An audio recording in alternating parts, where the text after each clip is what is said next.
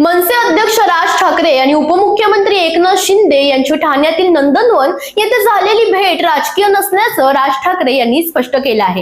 या भेटीनंतर राज्याच्या राजकारणात चर्चांना उधाण आलं होतं। मात्र राज ठाकरे म्हणाले, प्रत्येक भेटीत राजकारण शोधू नका, निवडणुका आताच झाल्या आहेत, 3 वर्ष बाकी आहेत, सूचना द्यायच्या असतील, चांगल्या गोष्टी करून घ्यायच्या असतील तर भेट व्हायलाच हवी। काल शिंदेंना भेटलो, उद्या मुख्यमंत्री देवेंद्र फडणवीस यांनाही भेटेल। पार्किंग, रस्ते आणि शहरांच्या समस्यांवर चर्चा झाली। शहराची सध्याची स्थिती काय आहे याची माहिती दिली। शिंदेंनी माझं म्हणणं ऐकून घेतलं आणि मी दिलेली फाईल मुंबईचे आयुक्त भूषण गगराणी यांच्याकडे पाठवली। पुढे काय होतं ते त्यांनाच विचारा, असं ठाकरे म्हणाले। पूर्वी निवडणुकांनंतर नेते एकमेकांना भेटायचे तेव्हा निकोप राजकारण होतं, आता प्रत्येक गोष्टीत संशय घेतला जातो, असंही त्यांनी म्हटलं।